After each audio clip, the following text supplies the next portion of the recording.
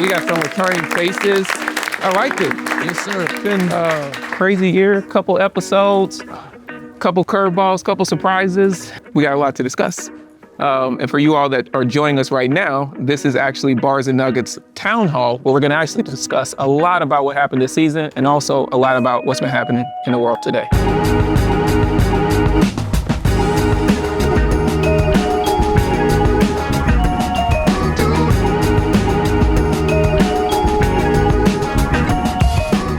Yeah, Trevor, so we got to talk about favorite episode of the year. What's your favorite episode of the year?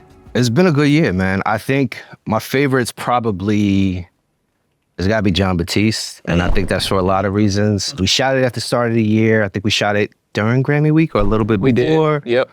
John Batiste, for the folks at home, was actually somebody we were talking about getting on the show like, I don't know, maybe 3, 4, 6 months prior. And it just so happened that we got him at the time that we did. And I think he was going into the Grammys up for like, I don't know, 5 to 6. He was up for a bunch of awards that week. Album of the year. Yeah, and so like it feels personal and meaningful to me because he made time to do the show when everybody wanted to talk to him. Like, you know, you up for all these awards. I think he had the Netflix documentary. Like, out. He was popping. And he came to do the show, and like when he walked in the building, energy was just like the most pleasant you could imagine. I love seeing other kindred souls. Just being able to be whatever that might be. Whatever you are, wherever you may be. Oh, look how they got the camera. Cruising. It was super dope, man. Was that your favorite too? My favorite was Glorilla. Like the energy that day when Glow came in was just, it was hilarious from the start. Cause you remember we were across in the other building, in the studios building, and we had interviewed someone before, but we didn't have the same food or snacks out when she and her crew came in, and she could smell like tacos or something laying around. And she just came in like already like excited, and she was like shooting the shit with us. She's like, why you ain't give me no damn tacos, you know? Well, I find that very inconsiderate of y'all to not have me no tacos. I didn't know you was big on tacos like that. I ain't big on them, but shit, who don't like tacos? I like them motherfuckers. I ain't heard y'all them or nothing, but shit, them motherfuckers good. But what I thought was so dope was when we were sitting down with her, she had talked about kind of like this insecurity she was going through being in her head about her music and like making another hit. And then she proceeded to leave the interview and have like 3 hits this summer. Yes. And I was like right after, like hit after hit. And I was like, yo, like that, you just love it. It's like, man, she came by us. I think she had just dropped Yeah Glow. We did the interview. Yes. And it was, but at the time it was like, yo, is F&F the only, you know what I'm saying? She had the F&F and she had the joint with Cardi. And it was like, all right, is that all you kind of got? But she was holding. Yo, she was really holding. I think that's another reason why it's probably like, it was one of my favorites too. It's like you can kind of see people pop after and you feel like you did it with them, even though all you did was do an interview, right? Like you feel like you kind of shared a part because like people come on this couch and they really talk about like, there's some stuff, again, we don't always put in the episode, and there's some stuff that we might have in a conversation backstage, but like, you kind of feel for that struggle, like you said, of like, feeling like you have a lot of pressure. I think it was Glow who was saying like, she started at like, was it her that was saying she started at like 100? Because she came out the gate with a major hit. And then like, you got to kind of keep fighting to reach that level of success, and that's the stuff that like, as a general fan, you don't necessarily always hear that perspective on like how hard it is to stay at the top, especially when you start there. So, you know, the thing about the show, right, is like we sit up here and I get to talk to a lot of these incredible artists and athletes, musicians, etc. But it's really a conversation. It's a dialogue amongst all of us. And so it's really dope when y'all are chiming in on social media and leaving feedback and comments and asking questions and calling things out. So Charlie's got some notes of some of the things that y'all have been saying. What you got? You know, I'm not an actor, but I know there's some actors here. Who's the actor here? Who's the biggest actor? Yeah, you in California. What do you need us to do? We're in LA, right? What's the gig? What's the gig? All right. Tell us. So I want you to read these comments. I can read it. And then you're gonna do it? Yeah. Okay. Yes. So, All right, so this is from the Shamik Moore episode. At No Jesse said, name my son after Shamik because of his Spider-Man legend. Shamik, how long has he been in that role? When was the first? 3-4 years. It was ago, like maybe. just two Wow. movies. Yeah. So that person really, really enjoyed. Yeah, that's pretty crazy. Well, I thought it was interesting because you pointed out Trevor's Oh, kids yeah. being into it. That was dope. And Shout how out. and how it's the first Black Spider-Man, and then Spider-Man just in general, over the years, has been handing down to the previous generations. The no, but I mean, I think that comment in particular, I think a lot of fathers, sons, because like anyone that's kind of like looked up to superheroes or had a younger person that was looking up to role models knows kind of what it means to kind of like see yourself in those heroes that you kind of look up to. Being a dad myself, I think I'm fortunate to like have young kids in the era where there is a Miles Morales character, right? That they can kind of look up to and like literally like I think I got them Ninja Turtle costumes and Miles Morales costumes for Halloween. You know, Halloween's like a 7-day event now. Like you got like so many different things. Yeah. So like every time there was like another thing to go to, I'm like, yo, which costume I want to wear? It was Miles Morales every time. I'm like, y'all don't want to wear these like Ninja Turtle things? Like I done bought these things and we like wasting them, right? But coming into the episode, I was like, and I think that's part of what went into the conversation that you guys had on the couch. I was just like, this was one where I was like, actually like, considering the thought of getting an autograph because I was like, this is gonna mean a lot to my kids to kind of see this character. But then I also had to kind of reconcile the fact that like he's a voice actor. They don't know who the voice actor is. They only know the character that they see digitally. But I think hopefully like having Shamik kind of speak more on his role. Like when we were doing even research for the episode, like so many of his interviews were just around promo for the movie. Right. And it was really hard to get to know who he was and how he kind of came about it. And I thought it was really dope how he kind of spoke on manifesting that role, right? And how he kind of went about it. So you get to kind of see why like the character of the man, of the actor kind of plays such a big, important part into like who embodies that role. So long-winded way of saying, I could see why that person named their kid after Shamik because like Shamik, I think from our interview, I got to see it, represents a lot of what you kind of want to go after in Miles Morales and that kind of character and that superhero. So Absolutely. I've seen Shamik play like many different roles, honestly. And I think that's like the best part is that we can see him, as you said, as somebody we can look up to that kind of looks like us on TV as well. Because normally if you see Black men, you honestly see them as like gangsters or like, not really good father figures and things like that. But that's not really just who they are. We're portrayed something different on TV than what we are in real life. And seeing him being able to play literally like a superhero, like it's a great feeling because it's like everybody looks up to them.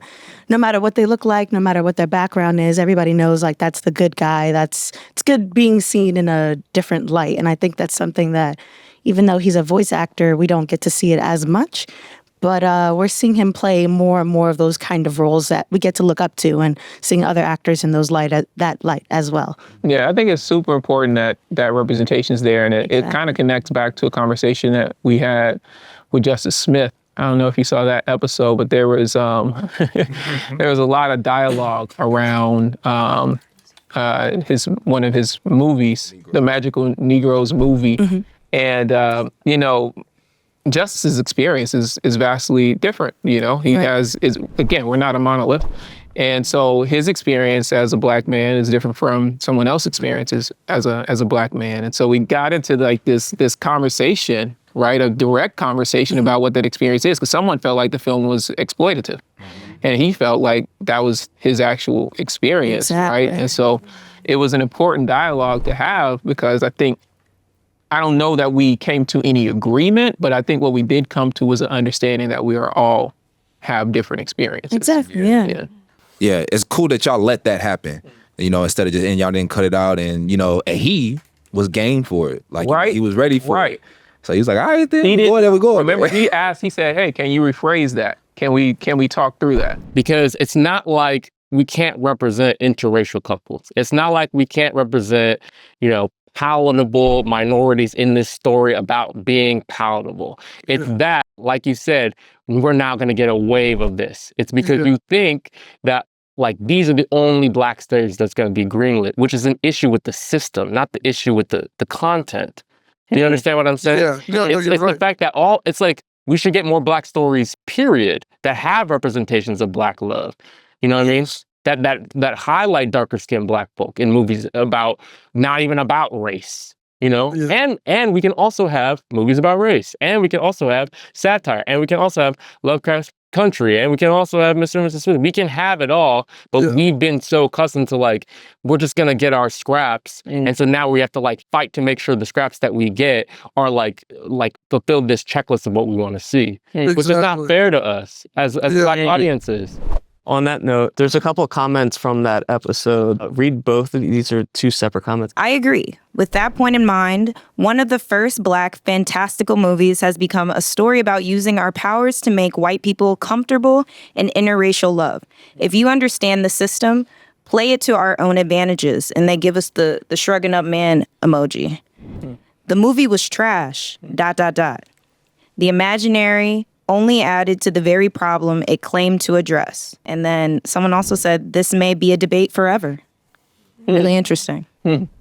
No, and that's literally the conversation that played out, right? Yeah. That was the conversation. Sticking here for a little bit. I was tense. Okay, and so there was this moment where they were going, and I was just like, I agree with you, but like, but the way you said that Justice Smith leaned in about that conversation, and it is something that is extremely nuanced. And I went back and I watched the movie again after that because I'd watched it before. It didn't get any better, but my perspective on it changed a little bit based on what Justice Smith was saying and how we're not a monolith. And I was like, I don't know the experience of a biracial man because I'm very presently Black when I walk in a room. So it was interesting. It was tense, but it was really good overall. Yeah. No, I mean, I think the thing that you hit the nail on the head on is like, I don't know the experience of an adult or a young adult or a child that is mixed race. I don't know what that experience is like. He doesn't have the ability to automatically present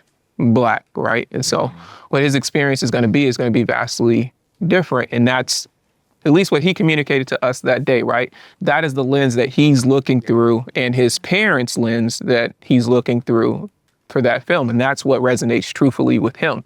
So of course, if we're coming from a different experience, that might not be our experience. Yeah, it was, I liked it. It felt good and all that. But yeah, I think one of the things that I took away from the whole thing is the title itself. Now, he has nothing to do with it. But to say American Society of Magical Negroes and then feature a biracial man, and then it's like an interracial couple and all, it's just like, this is very far away from Negroes. So that's why I was like, You said it. Yeah, and then like all the other people that were like the backup actors and supporting actors were the darker actors. And so me being an actor, I was like, well, this is how it plays out anyway. So it was seeing in the casting from that director, the same thing that Hollywood gives us all the time. So yeah, that's why I was like, this herein lies the undertones. Yeah, I was like, you're giving the exact same thing you're complaining about. Wow. But that was just me. Yeah. How would you say your experience has evolved over the years, being an African-American man trying to make it in this industry? How much time we got?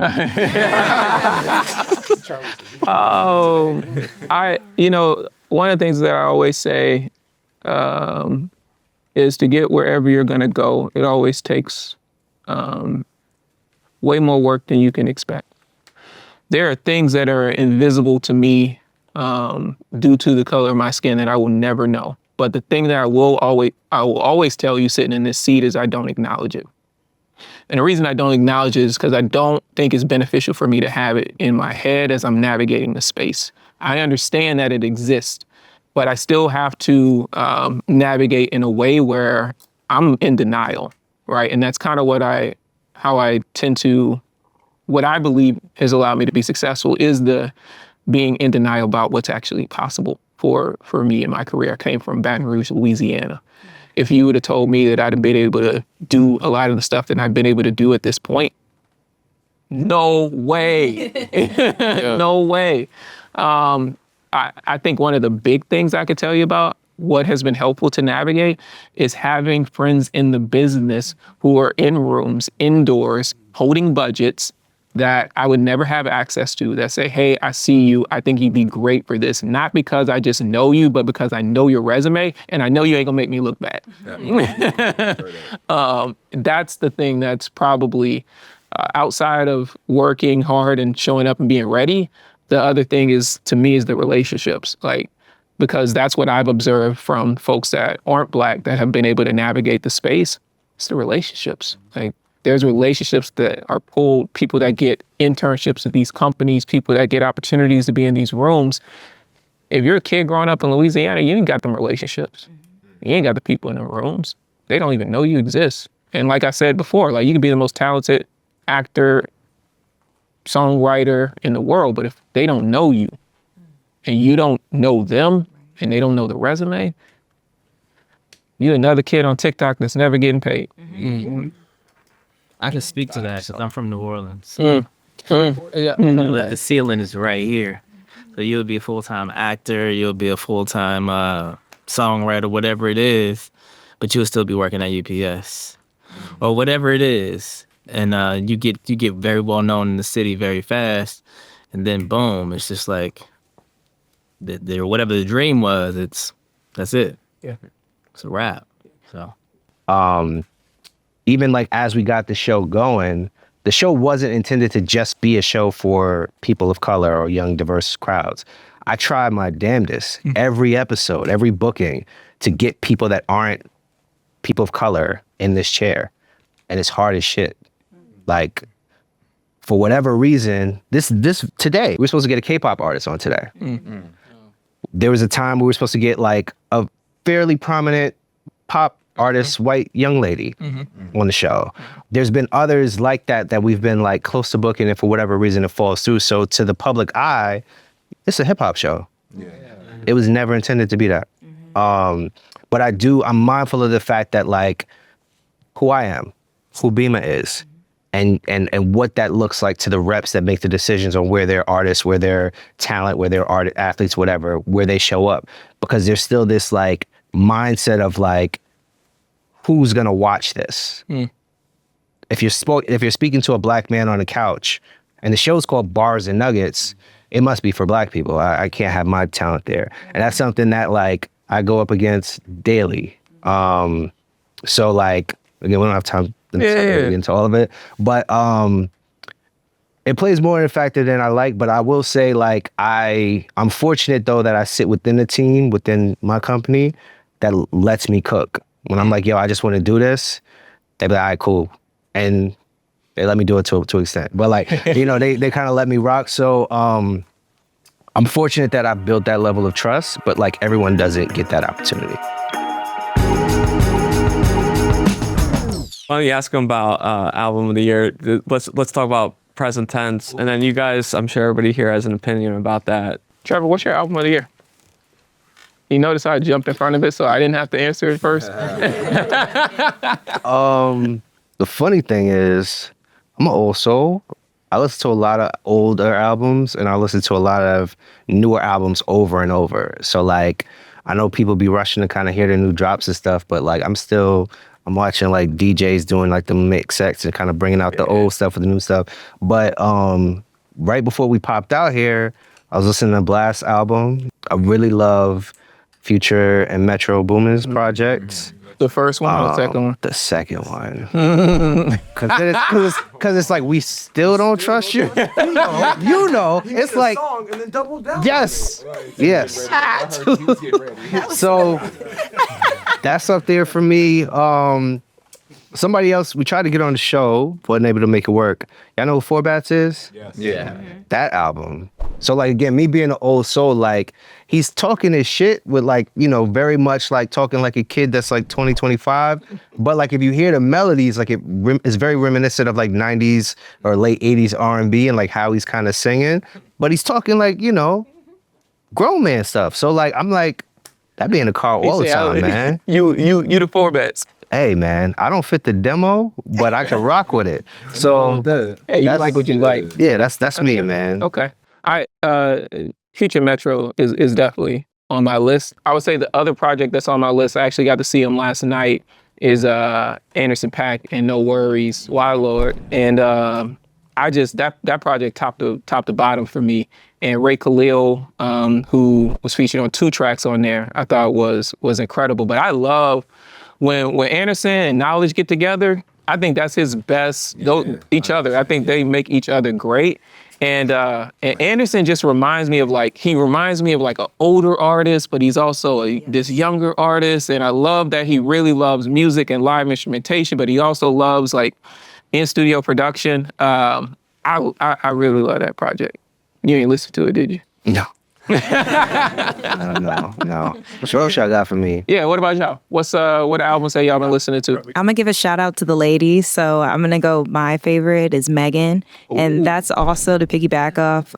We were talking about music videos earlier, and Miss Megan has been doing her thing with music videos. Like at the top of my head, I think of Victoria Monet is what kind of, in a way, was the catalyst for people really like putting in the effort for music videos, even making music videos make people listen to music. And I think Megan has kind of grabbed that torch and she's running with it because that's why she even ended up like hosting the VMA. So yeah, shout out Megan, shout out Boa.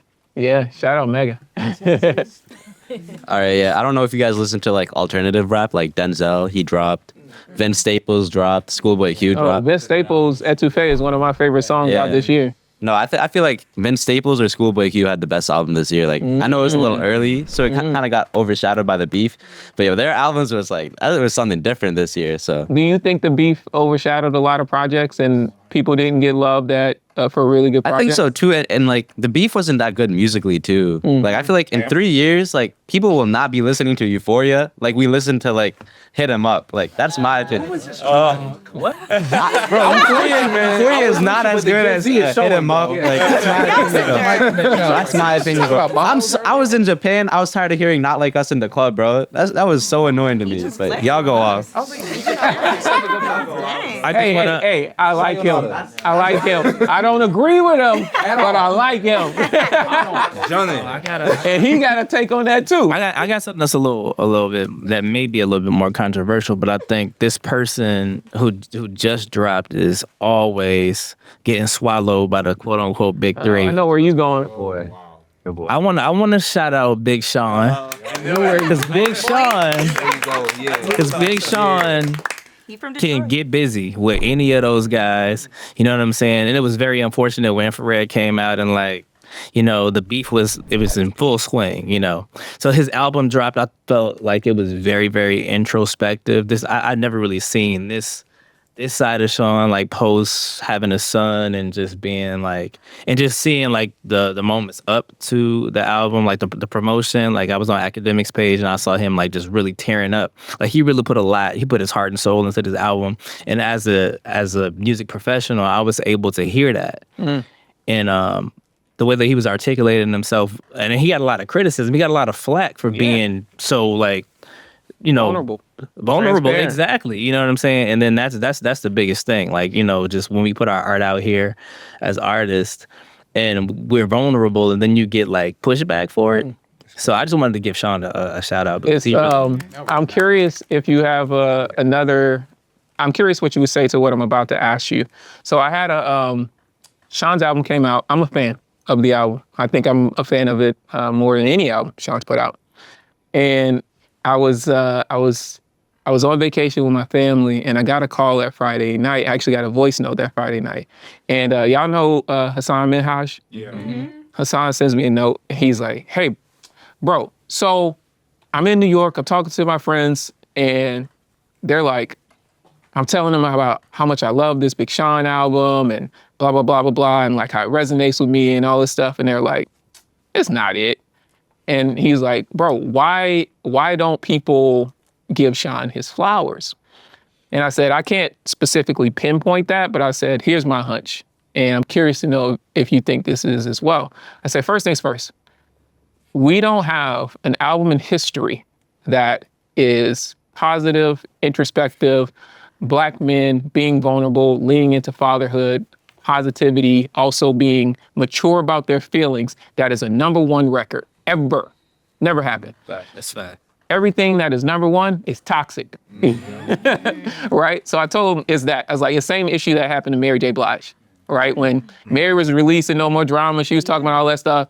Everybody celebrate. Soon as Mary was like, I'm fine, they was like, Y'all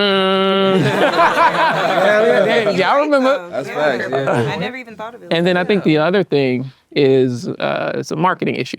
That's gonna be my next question. Timing, precision, and a part of that marketing issue is Kendrick, because if you look at 3 big moments for Big Sean, Kendrick's kind of been in the way of those moments. Yeah, 100%. And then I don't think the Drink Champs interview from Kanye helped. I think it shaped perceptions of people about Big Sean, and they're not able to think objectively about his music. They're thinking through somebody else's lens. And I think if he didn't have that stuff in the way, and you just listen to it, if you just listen to Precision, or you just listen to It Is What It Is with Gunna, I think they would look at it different. Yeah. But I don't know. What do you think? Am I off? Am I talking out the side of my neck? I think that's a really good perspective, especially the marketing piece, because I definitely feel like positive rap from anybody is considered just corny. And D1's talking a lot about that right now. D1 is a really good friend of mine. That I've known D1 for a long time,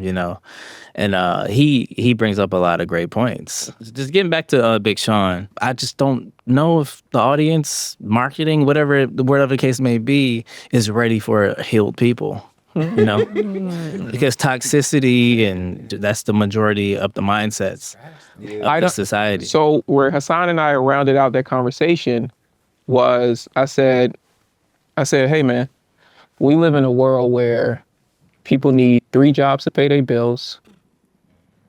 They don't know if they trust their politicians or not. They're seeing trillionaires. We will see trillionaires in our lifetime.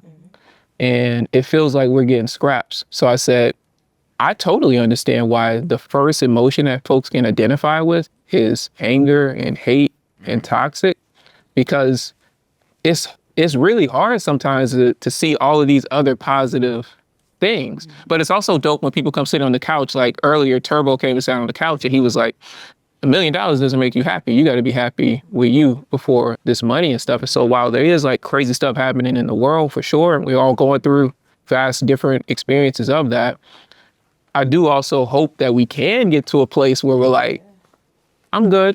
I'm okay with myself and what I have. And sure, I could always want more. I think we could always need some more money.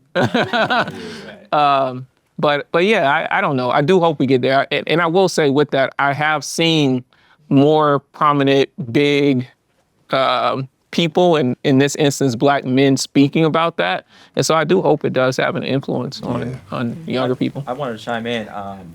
Going back and kind of like chiming in, I feel like people in every decade have done that, though. I mean, if you look at the early 2000s, Kanye has done it with his first few albums. In the 2010s, you have Kendrick, you got J. Cole doing that a lot. Like just talking about real life struggles. Oh. Yeah. So I do believe every generation does do that.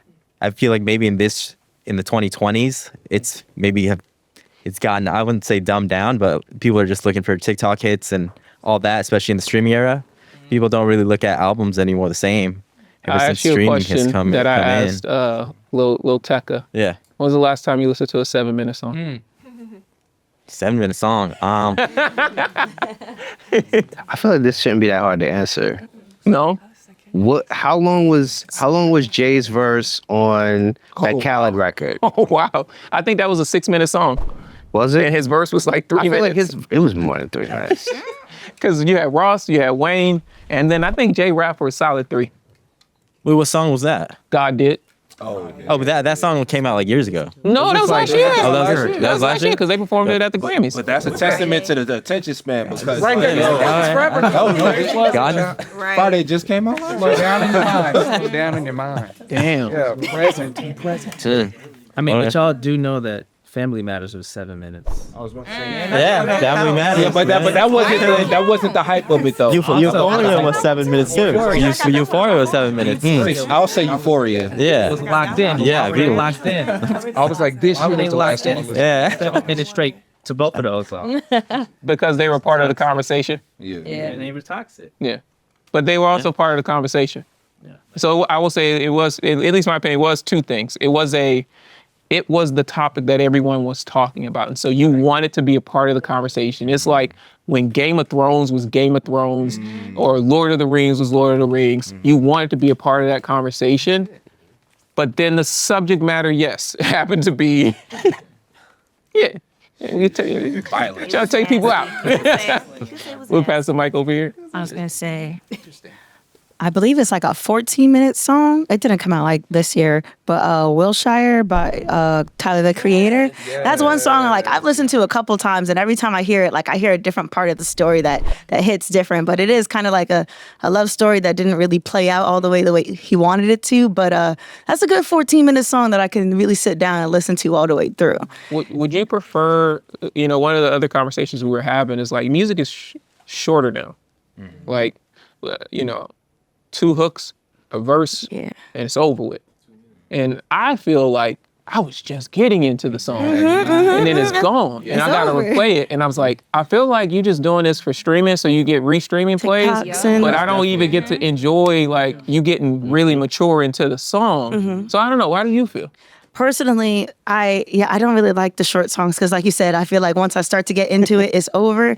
The older I've gotten, like I've never been a part of like TikTok or what was it before, Musical.ly and things like that. Like the short thing, I do like things to be a little bit more expansive and dive deeper into it. So you like a full meal. Yeah. The older I've gotten, I actually started buying vinyls, and I say that I like it more because I get to hear the whole album and hear the story all the way through with every single song.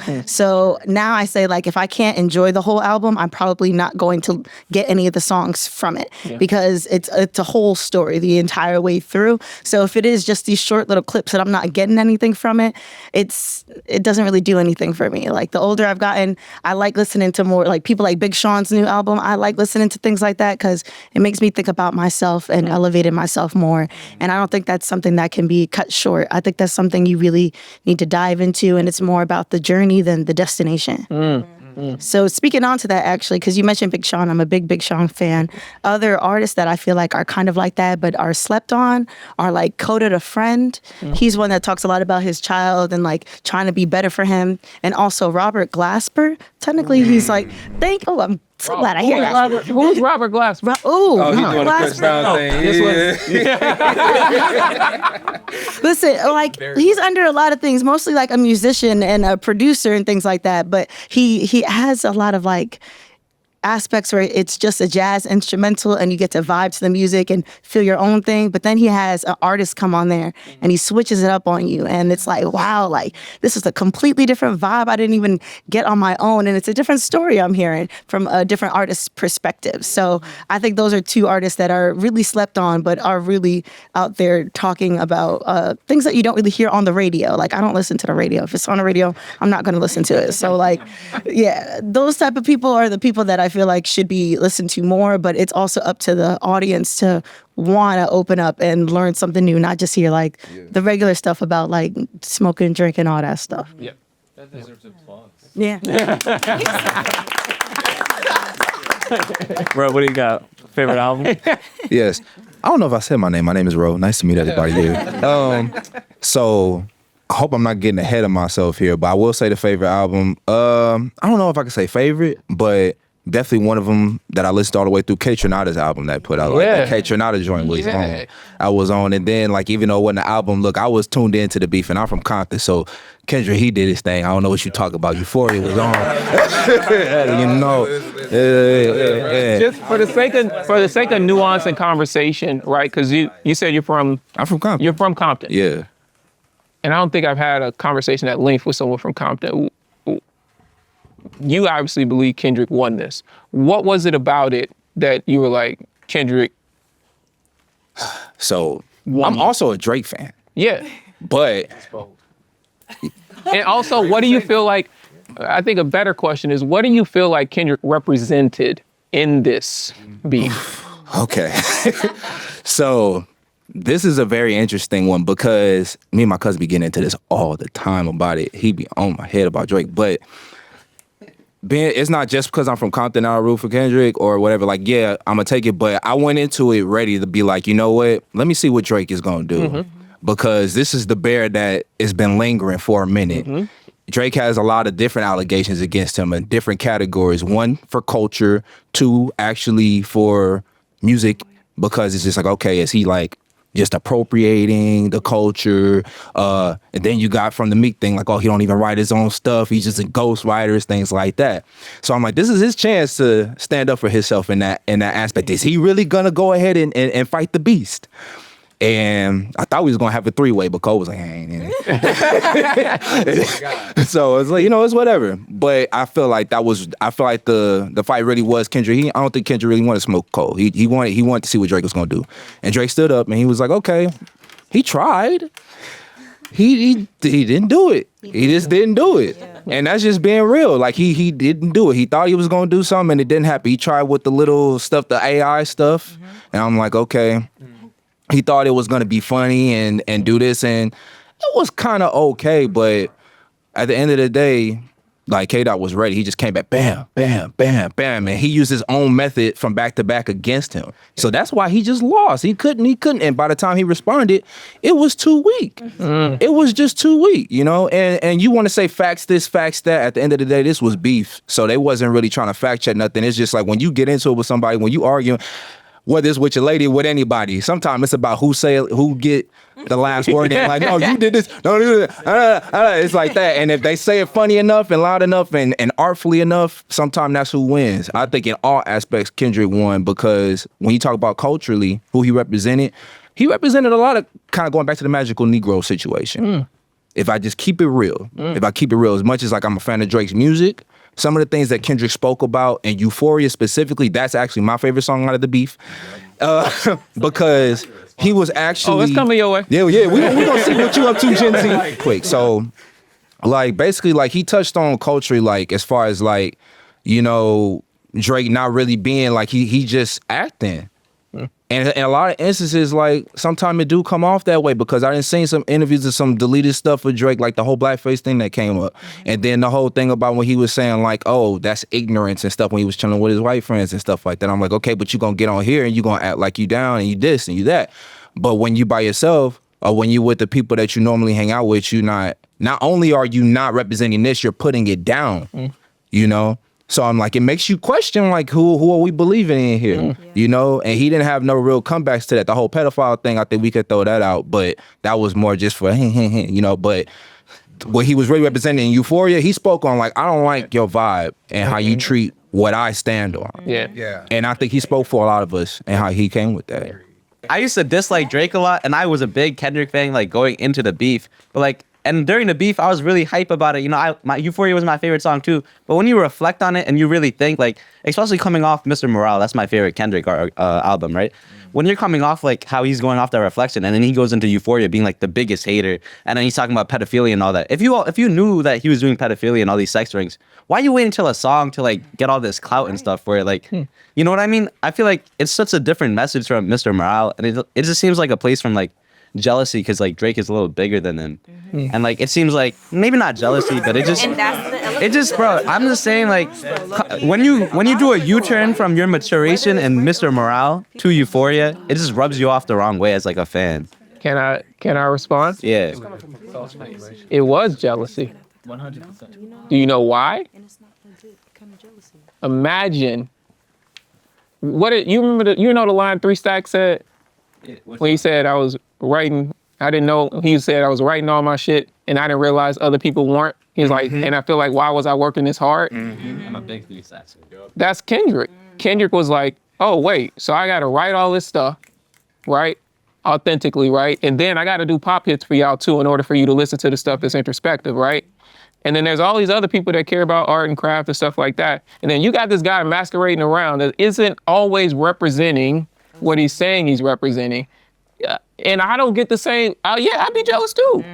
If I'm keeping it a buck, I would be, right? Like in my role, like we talk about conversations, right? There are conversations that are way more viral than I will ever host because it's a different style of conversation that I want to host. But it's a certain type of conversation that's always gonna go viral. And I'm geometrically opposed to those conversations. But yeah, thank y'all for joining this season. This has been the Amazon Music Town Hall. Y'all make some noise for yourselves. Trev. Let me say another one. Oh, man.